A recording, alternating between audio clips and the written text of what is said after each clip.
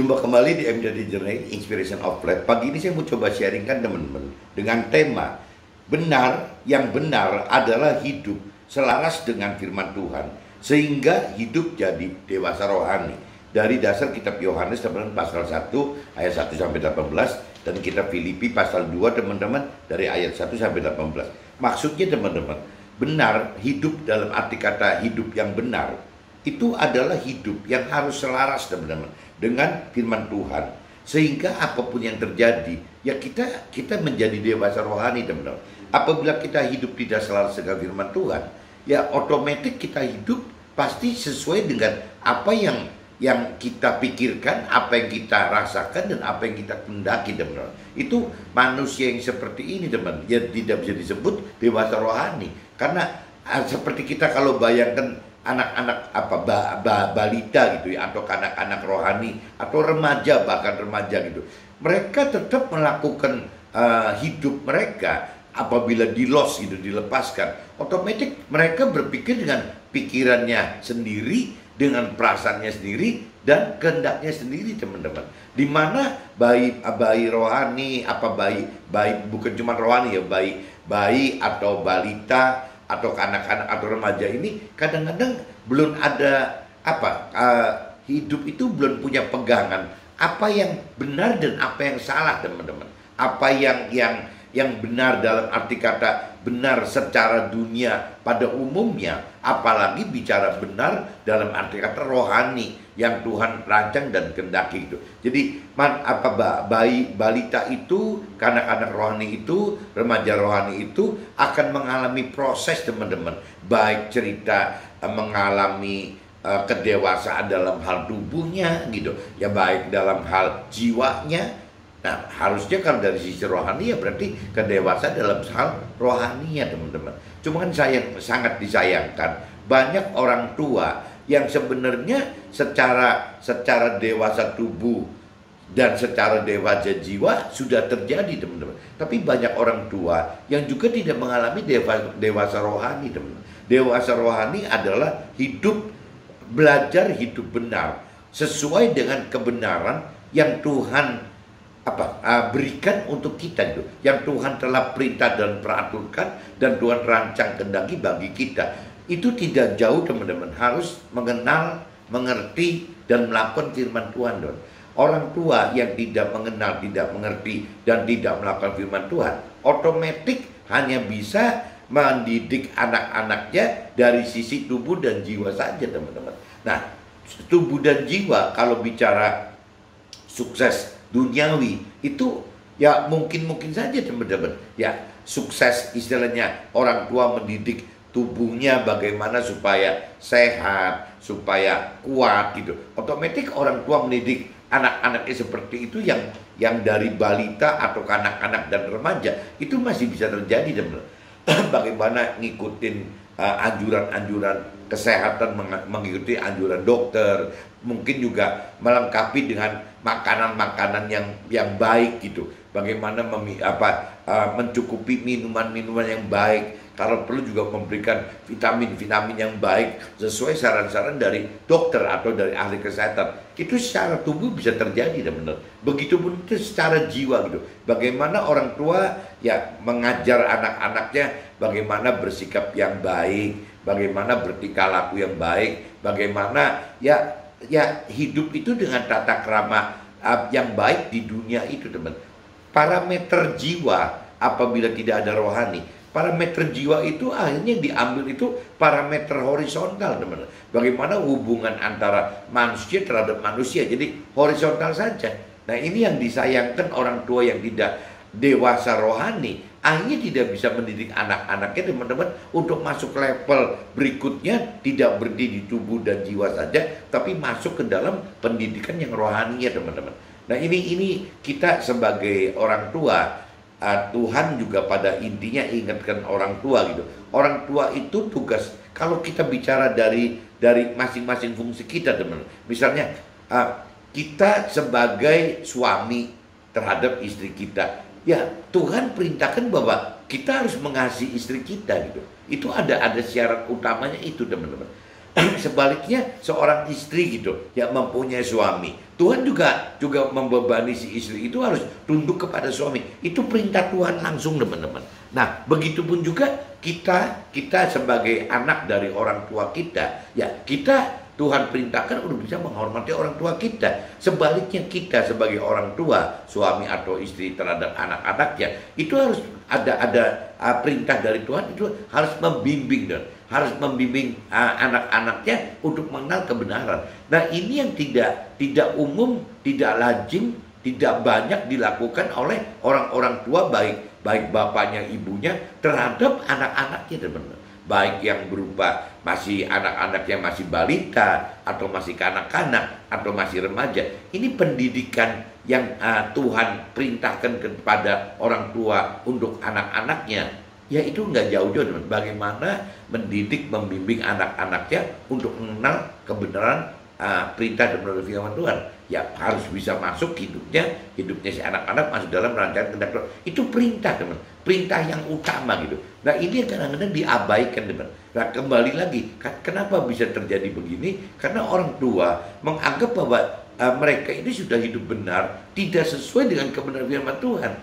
Berarti benar yang salah gitu. Tapi kalau tema pagi ini kita bicara benar yang benar adalah dasarnya tetap, teman. Bagaimana kita bisa hidup sesuai dengan kebenaran firman Tuhan, bukan kebenarannya manusia atau kebenaran dunia, teman. Kalau kita compare, kita bandingkan antara kebenaran dunia dengan kebenaran rohani, kebenaran dunia itu berarti orang dunia atau orang yang berkeyakinan percaya dan mengenal Tuhan tapi dengan cara kurang benar, bahkan mungkin keinginannya si iblis gitu, itu bertentangan sama sekali dengan apa yang disebut kebenaran dari Tuhan. Jadi kebenaran dunia itu yang tadi dikatakan kebenaran duniawinya, kebenaran orang dunia, kebenaran orang berkeyakinan, kebenaran dari iblis, itu berbeda dengan kebenaran yang dari Tuhan, kebenaran dari rohani gitu. Nah kebenaran dari Tuhan, kebenaran rohani itu pasti dengan dasar, teman-teman, udah jelas gitu, ada dasar ya perintah peraturan firman Tuhan gitu, ada dasarnya, teman-teman. Tapi kalau bicara kebenaran yang tadi dikatakan kebenaran dunia, kebenaran orang dunia, kebenaran orang berkeyakinan, kebenaran iblis, itu kan tidak ada kitabnya, teman. Tidak ada kitab yang bisa dipegang sebagai kebenarannya. Nah itu ya akhirnya cuman kata orang cuman begitu aja, teman-teman. Nggak ada dasar yang kuat untuk bisa dipegang oleh kita seumur hidup kita gitu. Tapi kalau firman Tuhan kan jelas, teman. Kebenaran yang dari Tuhan itu jelas berupa kitab suci yang berupa firman Tuhan, perintah peraturan firman Tuhan, ada janji-janji Tuhan, ada rancangan kehendak Tuhan gitu, dan tidak bisa berubah, teman-teman. Ya tetap aja firman Tuhan yang kita terima hari ini itu kalau bicara dari sisi rohani itu sudah dari 2000 tahun yang lalu, teman. Sudah ada firman itu gitu. Nah firman itu sampai hari ini tidak berubah. Coba bayangin, teman-teman, kalau 2000 tahun, kalau rata-rata umur orang 70, 80 sampai 120 tahun, anggaplah dibulatkan 100 tahun itu. Meskipun nggak mungkin, rata-ratanya mungkin 70, 80 kali. Tapi kalaupun dianggap 100 tahun gitu, ya tetap 2000 tahun itu berarti 20 generasi kita loh, teman. Dan sudah 20 generasi gitu ya, firman Tuhan itu tidak pernah berubah satu iota atau satu titik pun juga gitu. Nah ini yang firman Tuhan ingatkan, sampai kita nanti meninggal dunia pun turunan-turunan kita juga akan melanjutkan lagi firman Tuhan yang sama, teman, tidak berubah gitu. Jadi kembali lagi, benar yang benar adalah hidup dengan di dalam kebenaran firman Tuhan gitu.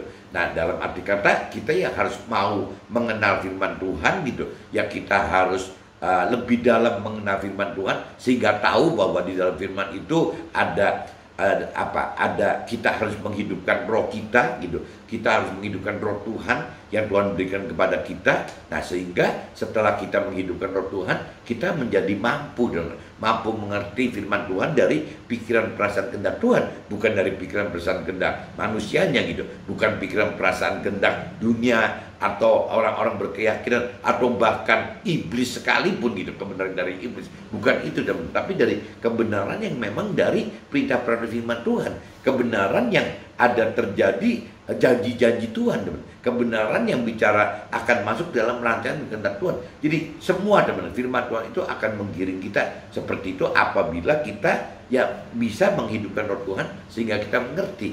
Nah, waktu kita mengerti, mampu mengerti, dan kita dalam mengenal akan firman Tuhan, otomatis, teman-teman, kita punya keberanian untuk bisa melakukan firman. Kenapa? Ya karena kita beriman gitu. Beriman, percaya ya bahwa kita apabila melakukan ini, kita akan menuai gitu janji Tuhan yang itu gitu. Yaitu iman, teman. Jadi kalau digaris besarkan, kita butuh firman Tuhan, ya kita butuh roh Tuhan sehingga kita bisa beriman gitu, teman. Ini yang kita harus perjuangkan itu seperti ini, teman. Itu artinya hidup yang benar ya dalam kebenaran yang benar. Jangan hidup benar ya hanya sebatas dalam kebenaran duniawi, dalam kebenaran orang dunia, dalam kebenaran ya hanya keyakinan orang dunia gitu, keyakinan orang saja. Jangan sampai masuk ke dalam kebenaran yang iblis ciptakan. Ya otomatis yang bertujuan iblis itu, kebenaran iblis itu adalah yang membinasakan di alam kekal gitu. Kalau yang kebenaran dari Tuhan itu kan kebenaran yang bisa menyelamatkan di alam kekal. Jadi berbeda sekali, teman-teman. Ini sebelum saya masuk ke draft, teman-teman, saya coba baca landasan benar yang benar adalah hidup selaras dengan firman Tuhan, yaitu dasarnya dari kitab Yohanes pasal 1 ayat 1-18 dan kitab Filipi pasal 2 1-18, teman-teman. Saya coba bacakan dulu dari kitab Yohanes, teman-teman. Kitab Yohanes pasal 1 ayat 1-18, teman-teman. Ini judulnya, teman-teman, firman yang telah menjadi manusia. Maksudnya firman yang telah menjadi manusia itu ya waktu cerita awal, teman. Waktu cerita kalau dari sisi Nasrani, waktu Tuhan Allah mengutus Nabi Isa turun ke dunia gitu, yaitu bicara si Nabi Isa menjadi manusia pertama yang dipakai oleh Tuhan sebagai alatnya untuk memberitakan, mengajarkan kebenaran firman Tuhannya, teman. Perintah peraturan firman Tuhannya. Makanya waktu itu firmannya telah menjadi manusia gitu. Bukan cuma dalam ucapannya si Tuhan Allah, tapi masuk ke dalam ya ucapannya si manusia Nabi Isa tadi, teman-teman. Kurang lebih begitu. Pada mulanya adalah firman. Firman itu bersama-sama dengan Allah, dan firman itu adalah Allah. Ia pada mulanya bersama-sama dengan Allah. Segala sesuatu dijadikan oleh Dia, dan tanpa Dia tidak ada sesuatu pun yang telah jadi dari segala yang telah dijadikan. Jadi asal muasal semua itu terjadi karena firman Tuhan, teman. Karena firman Tuhan itu. Jadi karena perkataan, karena ucapan dari Tuhan Allah gitu. Nah, itu baru semua itu dimulai dari firman Tuhan Allah gitu. Dalam Dia ada hidup, dan hidup adalah terang manusia. Terang itu bercahaya di dalam kegelapan, dan kegelapan itu tidak menguasainya. Datanglah seorang yang diutus Allah, namanya Yohanes. Ia datang sebagai saksi untuk memberi kesaksian tentang terang itu, supaya oleh dia semua orang menjadi percaya. Ia bukan terang itu, tetapi ia harus memberi kesaksian tentang terang itu. Terang yang sesungguhnya, yang menerangi setiap orang, sedang datang ke dalam dunia. Ia telah ada di dalam dunia, dan dunia dijadikan olehnya, tetapi dunia tidak mengenalnya. Ia datang kepada milik kepunyaannya, tetapi orang-orang kepunyaan itu tidak menerimanya. Tetapi semua orang yang menerimanya diberinya kuasa supaya menjadi anak-anak Allah, yaitu mereka yang percaya dalam namanya. Orang-orang yang diperanakan bukan dari darah atau daging, bukan pula secara jasmani oleh keinginan seorang laki-laki, melainkan dari Allah. Firman itu telah menjadi manusia dan diam di antara kita, dan kita telah melihat kemuliaannya, yaitu kemuliaan yang diberikan kepadanya sebagai anak tunggal Tuhan Allah, hidup, kasih karunia, dan kebenaran. Yohanes memberi kesaksian tentang Dia dan berseru, katanya, hal inilah Dia yang kumaksudkan ketika aku berkata, kemudian daripadaku akan datang Dia yang telah mendahului aku, sebab Dia telah ada sebelum aku. Jadi ini cerita Nabi Isa, teman-teman. Nabi Isa yang diutus oleh Tuhan Allah turun ke dunia gitu. Padahal Nabi Isa itu kan sudah ada di dalam surga gitu, sudah bersama Tuhan di dalam surga. Tapi karena Tuhan ingin menyampaikan firman Tuhan gitu, berita peraturan Tuhan gitu ke dunia lagi, ya akhirnya Nabi Isa itu dikembalikan ke dunia ini gitu ya, sebagai alat Tuhan untuk menyampaikan berita peraturan firman Tuhan gitu. Karena dari kepenuhannya kita semua telah menerima kasih karunia demi kasih karunia, sebab hukum Taurat diberikan oleh Musa, tetapi kasih karunia dan kebenaran datang oleh firman Tuhan. Jadi beda, teman-teman. Jadi kalau hukum Taurat itu dasarnya dari kitab Yahudi, dari 10 perintah Allah awalnya, teman-teman, waktu zamannya Nabi Musa. Tapi kalau bicara firman Tuhan yang oleh Nabi Isa, itu adalah firman Tuhan yang sudah berupa perintah peraturan Tuhan itu yang sudah disempurnakan, teman. Bukan seperti yang di kitab Taurat atau 10 perintah Allah. Jadi sudah disempurnakan gitu. Sempurnakan dalam arti kata ya Tuhan untuk bisa menghidupkan firman-firman Tuhan yang zamannya kitab Taurat itu disertai dengan Roh Tuhan, sehingga firman-firman Tuhan yang dalam kitab Taurat itu berubah menjadi rema. Ya, berubah menjadi rema maksudnya firman yang sesuai dengan pikiran perasaan kehendak Tuhan.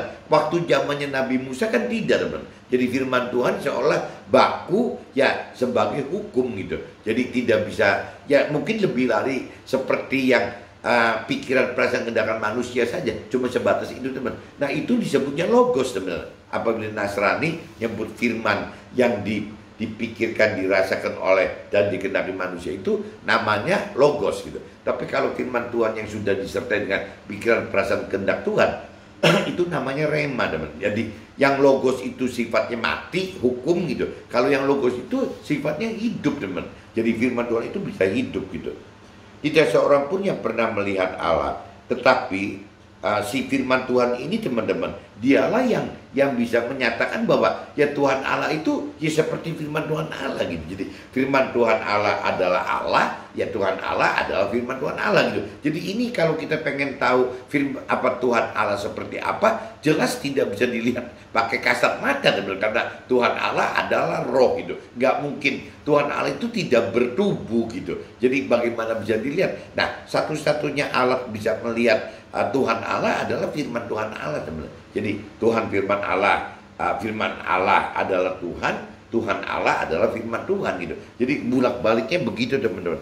Ini saya sudah baca, teman-teman, di kitab Yohanes pasal 1 ayat 1-18, dan saya sambung aja langsung, teman-teman, dengan kitab Filipi, teman-teman. Kitab Filipi 2 ayat 1-18. Judul perikopnya nasihat supaya bersatu dan merendahkan diri seperti Nabi Isa gitu. Itu bunyi perikopnya gitu. Jadi karena dalam firman Tuhan ada nasihat, ada penghiburan kasih, ada persekutuan roh, ada kasih mesra dan belas kasihan. Karena itu sempurnakanlah sukacitaku dengan ini. Hendaklah kamu sehati sepikir, dalam satu kasih, satu jiwa, satu tujuan, dengan tidak mencari kepentingan sendiri atau puji-pujian yang sia-sia. Sebaliknya hendaklah dengan rendah hati, yang seorang menganggap yang lain lebih utama daripada dirinya sendiri. Dan janganlah tiap-tiap orang hanya memperhatikan kepentingannya sendiri, tetapi kepentingan orang lain juga. Hendaklah kamu dalam hidupmu bersama menaruh pikiran perasaan yang terdapat juga dalam firman Tuhan yang firman Tuhan yang diperintah peraturan tadi gitu, yang walaupun dalam rupa Allah tidak menganggap kesetaraan dengan si Allah itu sendiri sebagai milik yang harus dipertahankan, melainkan dalam mengosongkan dirinya dan mengambil rupa seorang hamba dan menjadi sama dengan manusia. Nah, ini cerita Nabi Isa, teman-teman. Nabi Isa seperti itu gitu. Dan dalam keadaan sebagai manusia, ia telah merendahkan dirinya dan taat sampai mati, bahkan sampai mati di kayu salib. Itulah sebabnya Allah sangat meninggikan Nabi Isa dan mengaruniakan kepadanya nama di atas segala nama, supaya dalam nama Nabi Isa ya berlutut segala yang ada di langit dan yang ada di bumi, yang ada di bawah bumi dan yang ada di bawah bumi, dan segala lidah mengaku firman Tuhan adalah Tuhan, bagi kemuliaan Allah gitu. Tetaplah kerjakan keselamatanmu, hai saudara-saudaraku yang kekasih, kamu senantiasa taat. Karena itu tetaplah kerjakan keselamatanmu dengan takut dan gentar, bukan saja seperti waktu aku masih hadir, tetapi terlebih pula sekarang waktu aku tidak hadir. Karena Allah lah yang mengerjakan di dalam kamu, baik kemauan maupun pekerjaan-pekerjaan menurut kerelaannya. Lakukanlah segala sesuatu dengan tidak bersungut-sungut dan berbanda-bandahan, supaya kamu tiada beraib dan tiada bernoda, sebagai anak-anak Allah yang tidak bercela di tengah-tengah angkatan yang bengkok hatinya dan yang sesat ini, sehingga kamu bercahaya di antara mereka seperti bintang-bintang di dunia, sambil berpegang pada firman kehidupan, agar aku dapat bermegang pada hari pengadilan Tuhan gitu. Bahwa aku tidak percuma berlomba dan tidak percuma bersusah-susah, tetapi sekalipun darahku dicurahkan pada korban dan ibadah imanmu, aku bersukacita dan aku bersukacita dengan kamu sekalian, dan kamu juga harus bersukacita demikian dan bersukacitalah dengan aku gitu. Nah, ini sudah saya bacakan di kitab Filipi pasal 2 ayat 18. Teman-teman, coba sekarang kita langsung masuk ke draft aja, siapa tahu bisa lebih jelas teman penjelasannya gitu. Kitab Yohanes pasal 1 ayat 1 teman-teman. Pada mulanya adalah firman.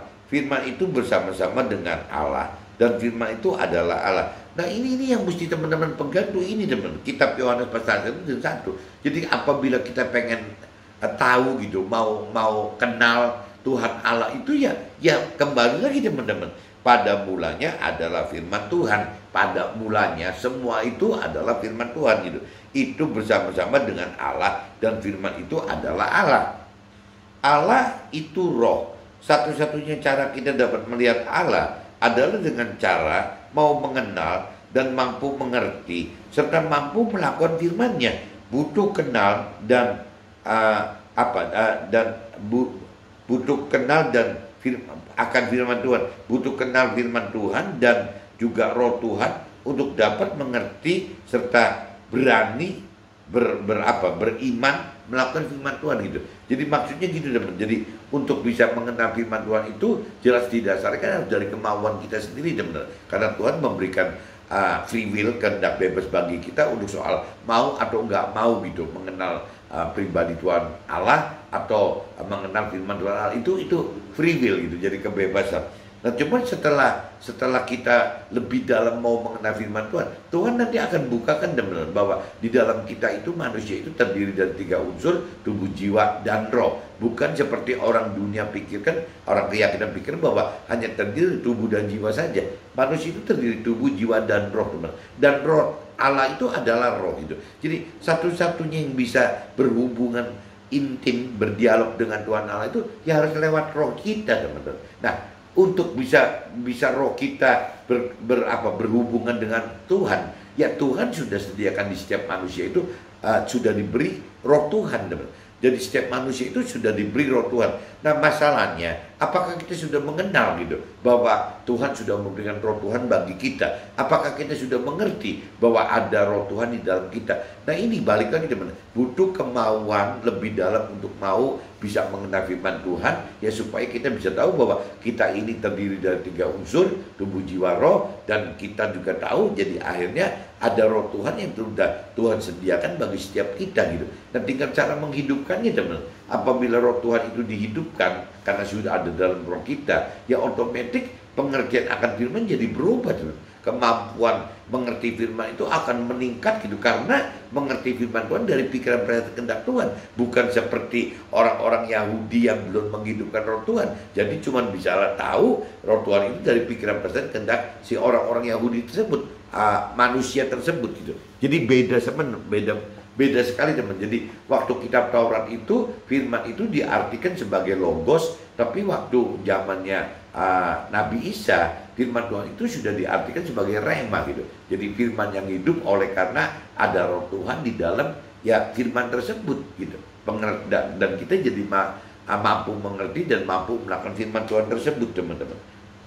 Kitab Yohanes pasal 1:14, firman itu telah menjadi manusia dan diam di antara kita, dan kita telah melihat kemuliaannya, yaitu kemuliaan yang diberikan kepadanya sebagai anak tunggal si Bapa. Nabi Isa diutus Tuhan Allah sebagai wujud firman Tuhan agar dapat ciptakan firman Tuhan secara tertulis dalam kitab suci dan hidupkan roh Tuhan bagi seluruh orang yang percaya. Nah, ini kembali lagi menjadi kenapa Nabi Isa itu diutus oleh Tuhan untuk menjadi alat Tuhan. Yaitu kembali lagi saya sering katakan minimal, dan untuk pengertian saya itu ada 3, bahwa Nabi Isa itu adalah yang pertama sekali itu jadi menebus dosa-dosa Adam dan Hawa. Kalau tanpa ada Nabi Isa nebus, kita itu tetap nggak bisa menghilangkan dosa-dosa awalnya. Ya, jadi dosa itu kan bisa timbul karena dosa awalnya Adam dan Hawa gitu. Bisa juga dosa karena kita sendiri berbuat sebelum mengenal dan mengerti akan Tuhan Allah gitu. Nah, kita dosa itu bisa 2 macam, dosa karena memang dosa awal, tapi bisa juga dosa sebelum kita terima Tuhan Allah. Nah, satu-satunya jalan untuk bisa menghapus dosa ini itu harus lewat pengorbanannya si Nabi Isa itu, teman-teman. Bagaimana Nabi Isa berkorban di kayu salib, darahnya itu adalah yang menghapuskan dosa si Adam dan Hawa gitu waktu zaman itu, dan juga sekaligus menghapuskan dosa-dosa yang kita perbuat sebelum kita menerima Tuhan, sebelum kita mengenal Tuhan gitu. Nah, itu bisa dihapuskan semua dengan pengorbanan Nabi Isa, darah dari Nabi Isa. Itu pertama. Kedua, Nabi Isa itu waktu wafat gitu, itu sudah mendidik murid-muridnya, teman-teman, sebagai orang-orang yang dipenuhi Roh Kudus, Roh Tuhan gitu, untuk membuat perintah perintah firman Tuhan secara tertulis, teman-teman. Makanya lahir kitab suci gitu. Nah, lahirnya kitab suci itu, lahirnya firman Tuhan itu ya karena si murid-muridnya Nabi Isa itu dibantu oleh Roh Tuhan gitu, yang membuat perintah peraturan firman Tuhan tadi, teman. Akhirnya terbendel menjadi kitab suci yang kita sekarang miliki itu, teman-teman. Itu yang kedua. Jadi Nabi Isa itu melahirkan firman Tuhan. Yang ketiga, teman-teman, waktu Nabi Isa wafat balik ke Tuhan Allah gitu, Nabi Isa bilang ke Tuhan Allah, yang beri roh Tuhan yang ada di kita itu, bagaimana yang sudah Tuhan Allah berikan kepada kita itu, bagaimana dihidupkan, teman. Jadi roh kita itu harus dihidupkan gitu. Roh kita dihidupkan dengan adanya roh Tuhan tadi gitu. Nah, sehingga akhirnya setelah roh Tuhan itu hidup, ya berarti Nabi Isa sudah meninggalkan minimal 3 hal tadi, teman-teman. Bagaimana menebus dosa awal maupun dosa yang kita perbuat sebelum kita terima dan mengenal Tuhan gitu.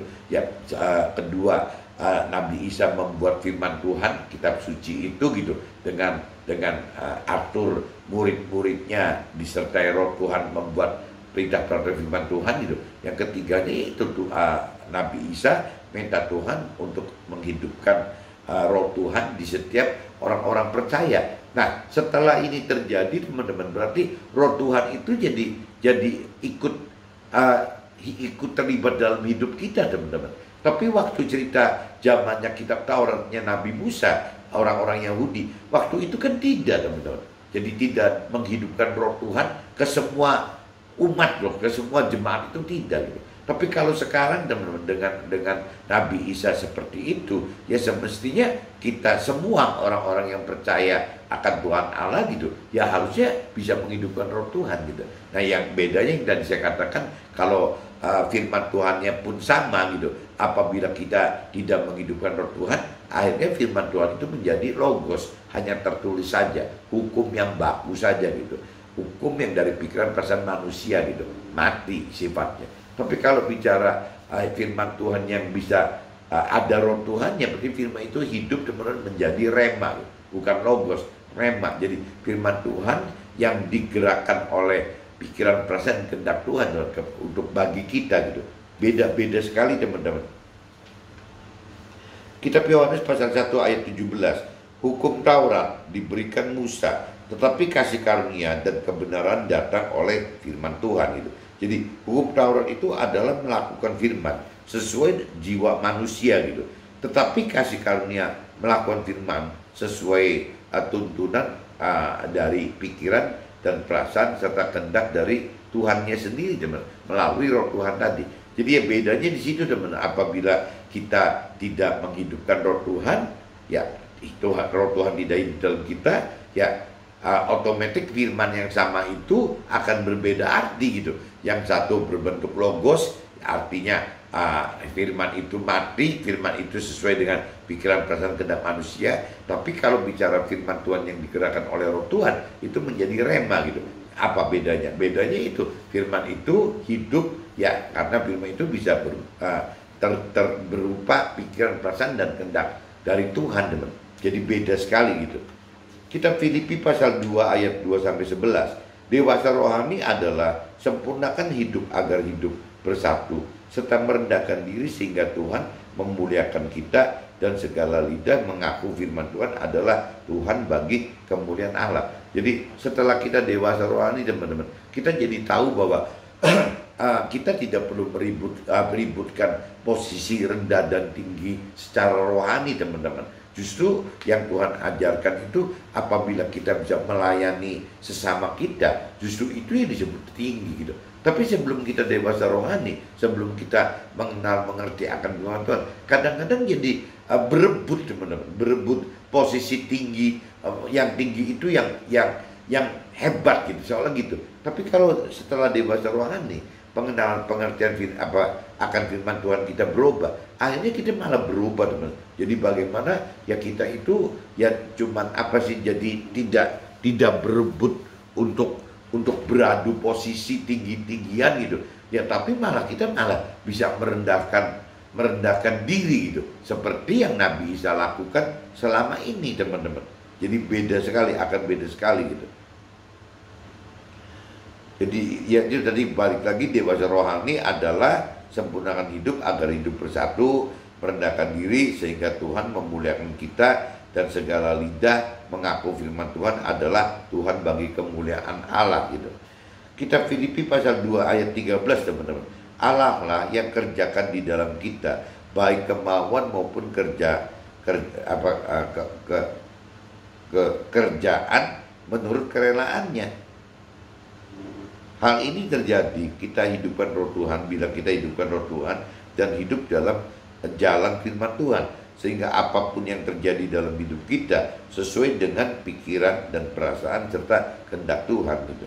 Kita Filipi pasal 2 ayat 14-18, teman. Lakukan firman dengan tidak bersungut-sungut dan berbantah-bantahan, supaya kita tidak bercela dalam berlomba, jadi cahaya dan bintang di dunia dengan sukacita bersama Roh Tuhan dan firman Tuhan. Ini intinya begitu, teman. Hidup benar adalah yang benar adalah hidup selaras dengan firman Tuhan sehingga hidup jadi dewasa rohani. Nah, teman, sayang teman-teman kalau kita melihat secara umum gitu, ya parameter dunia itu kadang-kadang menjadikan hidup benar itu tolok ukurnya, teman-teman, dengan ya kesuksesan duniawi, teman-teman. Ya kebahagiaan duniawi, pemenuhan hal-hal duniawi. Itu target-target itu seperti itu, teman-teman. Bahkan bukan cuman kita sebagai umat atau jemaatnya. Kadang-kadang kalau kita melihat mentorani rohaniawan pun kadang-kadang ada yang mengarahkan jemaat dan umatnya parameter kebenaran hidup itu adalah ya kebenaran yang terkait dengan berkat Tuhan gitu. Itu kurang lebih begitu, terkait dengan mujizat, terkait dengan kemakmuran gitu. Itu yang selalu dibawakan dalam acaranya seperti itu, teman-teman. Jadi bukan diajarkan bagaimana mendapatkan kebenaran yang benar sesuai perintah perintah firman Tuhan, tapi kebenaran yang benar ya dari sisi egonya si mentor rohani dan rohaniawan tadi. Ya, mungkin bisa-bisa juga si mentor rohani dan rohaniawan juga karena belum dewasa rohani, akhirnya ingin mendapatkan bukan kerendahan hati, kerendahan diri, tapi ingin bisa disombongkan juga. Bisa juga seperti itu, teman. Kenapa mentor rohaniawan seperti itu? Karena belum mendapat kedewasaan rohani itu, teman-teman. Beda dengan Nabi Isa yang setelah mempraktekkan hidupnya itu dengan cara yang merendahkan diri gitu ya. Nah ini mentor rohani dan rohani yang baik itu harusnya seperti itu teman-teman. Nah kalau sampai mentor rohani dan rohaniawan itu bisa dewasa rohani, otomatis kan bisa memberikan ajaran kepada jemaat atau umat kita nih yang di marketplace atau dunia sekuler yang umumnya pengusaha atau orang karir gitu kan, bermacam-macam orang karir atau bermacam-macam buruh gitu. Mestinya kan kita kan diajar gitu, di mentoring oleh mentor rohani dan rohaniawan kita gitu. Ya, bagaimana caranya hidup yang benar sesuai kebenaran dengan dari firman Tuhan. Harusnya kan seperti itu teman. Nah parameternya hidup benar sesuai kebenaran Tuhan itu bukan dari parameter yang tadi, bukan dari parameter dunia yang bagaimana tugasnya terkait dengan berkat, terkait dengan mujizat, terkait dengan kemakmuran gitu. Nah hal-hal semacam ini apabila dalam sisi kebenaran firman Tuhan itu kan cuma sebagai pintu gitu ya. Jadi bagaimana berkat duniawi itu, bagaimana bicara sukses duniawi itu, bagaimana mujizat terjadi itu gitu, bagaimana kemakmuran itu gitu. Itu kan kalau saya simak dari pengalaman saya gitu, ya awalnya memang seperti itu teman-teman. Tidak bisa dipungkiri waktu saya belum dewasa rohani, ya saya pengen seperti itu gitu. Bagaimana saya mengenal Tuhan itu, saya bicara terkait dengan rohani itu, ya karena saya pengen ya mendapatkan berkat gitu. Ya mungkin mendapatkan berkat melalui mujizat Tuhan gitu ya, sehingga kita menjadi makmur. Awalnya seperti itu teman-teman, nggak bisa dipungkiri. Tapi kembali lagi itu adalah sebenarnya jalan, pintu bukan jalan. Pintu pertama kita untuk masuk ke dalam pengenalan pengertian akan Tuhan itu ya tidak apa-apa teman-teman. Pintunya itu adalah dengan setat berkat, dengan mujizat, dengan kemakmuran, itu nggak apa-apa. Tapi setelah kita masuk ke dalam pintu itu, ya jalan yang kita mesti tapakin itu bukan cerita targetnya itu adalah untuk berkat mujizat dan kemakmuran teman-teman. Tapi harusnya justru bagaimana setelah kita mengerti jalan firman Tuhan gitu, ya kita akan mengerti bahwa yang namanya berkat mujizat dan kemakmuran tadi itu hanyalah pintu saja teman-teman, bukan jalan untuk menuju yang Tuhan rancang dan hendaki gitu. Bukan itu gitu. Karena perintah peraturan firman Tuhan itu berbeda sekali teman-teman dengan yang pintu tadi. Jadi antara kalau kita ibaratkan pintu dan jalan teman-teman, ya pintu yang dibuka itu ya dengan cara untuk menarik kita itu dengan Tuhan biarkan pandangan kita bahwa pintu itu penuh berkat, pintu itu penuh mujizat, pintu itu penuh kemakmuran. Ya Tuhan biarkan gitu. Selama kita masih balita atau kanak-kanak rohani atau remaja rohani, ya Tuhan biarkan teman. Biarkan ada pengenalan pengertian semacam itu gitu. Tapi begitu kita sudah mendekat kepada pintu itu dan sudah membuka pintu itu teman, Tuhan akan sambung lagi dengan pengertian dan pengenalan yang lebih dalam, dan kemampuan pengertian yang lebih gitu. Yaitu tadi dengan cara menghidupkan roh Tuhan tadi teman-teman. Bagaimana roh Tuhan itu membuat kemampuan kita lebih mengerti gitu, bahwa oh Tuhan itu bukan merintah peraturkan seperti yang di pintu. Ternyata pintu dengan jalan itu berbeda, bertolak belakang teman, bumi dan langit gitu. Nah setelah kita tahu perintah peraturan, kenapa sih Tuhan kok perintah peraturkan firman-Nya kok beda sekali dengan waktu kita dengan pikiran perasaan sendiri sampai mungkin terjebak kalian tadi, terjebak mau membuka pintu itu teman-teman. Ya kalau tidak dibegitukan juga susah kali. Kita juga sebagai orang-orang duniawi, orang-orang yang keyakinan gitu, ya susah untuk bisa mendekati apa yang Tuhan rancang dan kehendaki, apa yang Tuhan perintah peraturkan. Makanya Tuhan biarkan ya ada pintu yang tadi, pintu yang penuh berkat, pintu yang penuh mujizat, pintu yang penuh kemakmuran tadi dibiarkan oleh Tuhan teman. dibiarkan. Nah, tapi setelah kita buka pintu itu, apabila memang kita mengasihi Tuhan, apabila kita percaya Tuhan, apabila kita taat Tuhan, dan Tuhan mulai kan teman-teman, kasih kedalaman pengenalan akan firman Tuhan, bahwa yang benar itu hidup sesuai pikiran perasaan kehendak Tuhan itu ada di perintah dan peraturan firman Tuhan itu seperti itu teman-teman. Dan makin dalam kita mengenal yang tadi dikatakan, akhirnya kita jadi tahu bahwa di dalam kita itu ada tubuh jiwa roh, di mana roh kita itu adalah tempat roh Tuhan, di mana kita harus menghidupkan roh Tuhan. Waktu roh Tuhan hidup berarti kita jadi mampu mengerti gitu ya, apa yang dari pikiran perasaan kehendak Tuhan gitu, hidup yang benar itu harus bagaimana. Nah, setelah kita mengerti itu, ya kita otomatis kan melakukan gitu. Kita kan belajar melakukan, teman. Karena kita sudah mengerti akan perintah peraturan firman Tuhan yang benar tadi. Nah, waktu melakukan itu kan bukan hal mudah, teman. Kembali lagi Tuhan sediakan roh Tuhan untuk bisa membuat kita mampu melakukan firman Tuhan gitu.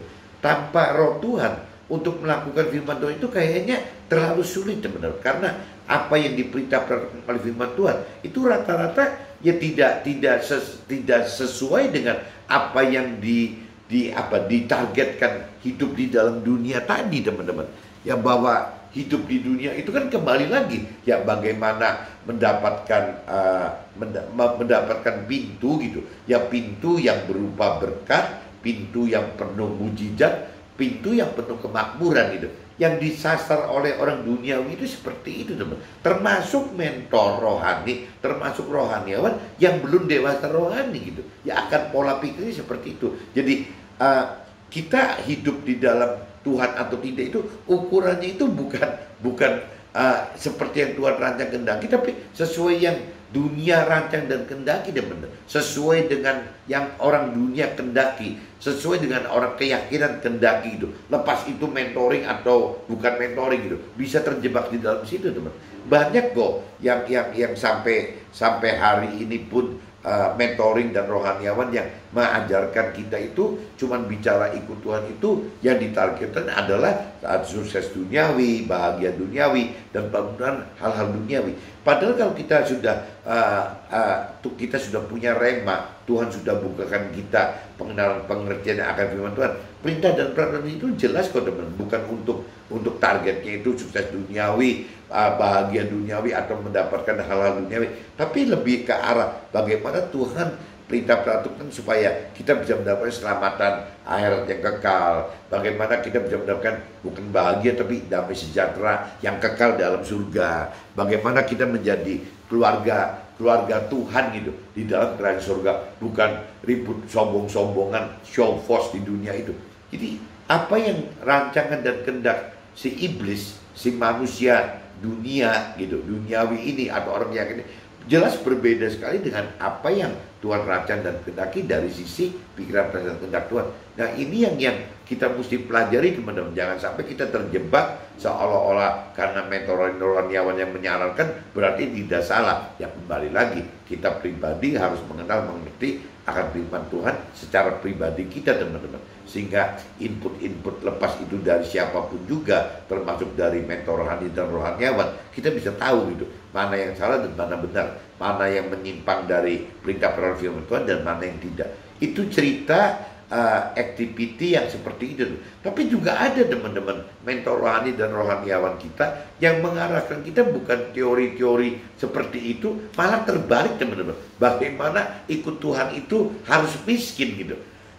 Itu yang bisa terjadi begitu, teman-teman. Jadi kalau bicara bagaimana mengarahkan kita harus miskin gitu, ya otomatis jadi akhirnya kita tidak perlu yang tadi disebut pintu berkat, pintu mujizat, pintu kemakmuran. Kita nggak perlu itu. Tapi juga jadi jelek, teman-teman. Jadi akhirnya pasif gitu. Ya akhirnya jadi menyendiri, cuman melakukan apa sih, jadi pasivitas gitu. Ya akhirnya ya bertapa mungkin gitu, menyendiri gitu di tempat suci gitu. Nah, akhirnya apa yang Tuhan rancang kehendaki bahwa kita ini harus menjadi alat Tuhan itu tidak terjadi, teman-teman. Karena melakukan hanya untuk diri sendiri. Ya, kalaupun itu benar gitu, ya dilakukan untuk diri sendiri aja. Nah, jadi Tuhan pengen kan kita menjadi alat Tuhan, ya tidak hanya kita melakukan firman Tuhan, tapi Tuhan juga pengen kita menjadi alat Tuhan. Bagaimana mengajarkan ya kepada sesama akan kebenaran firman Tuhan tadi gitu. Nah kalau kita bicara ada kaitannya dengan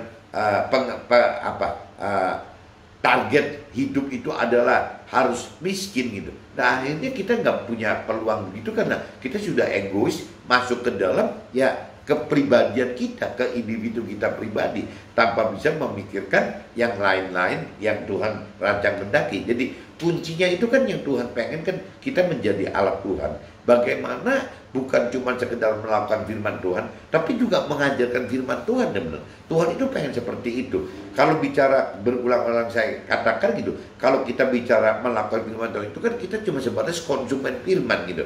Nah, tapi kalau yang Tuhan mau itu kan kita menjadi produsen firman. Bagaimana mengajarkan kebenaran firman Tuhan kepada sesama kita teman-teman, dimanapun juga gitu. Nah mungkin bedanya kalau kita yang pengusaha atau aneka karir dan aneka buruh ini ya mau nggak mau teman-teman yang diajarkan itu bukan teori rohani, bukan teologi, tapi ya bagaimana memberitakan kesaksian hidup kita bersama Tuhan di dalam firman Tuhan tadi teman-teman. Yaitu kita di marketplace di dunia sekuler itu sangat mungkin teman-teman menghadapi mengalami gitu ya yang tadi dikatakan waktu awal, kita seolah-olah dibiarkan oleh Tuhan untuk menemukan satu pintu gitu yang penuh berkat, yang penuh mujizat dan penuh kemakmuran teman-teman. Tapi setelah kita buka, apabila benar-benar kita mengasihi Tuhan, kita taat kepada Tuhan, kita percaya Tuhan, nah waktu pintu itu dibuka, nanti keluar ada jalan teman.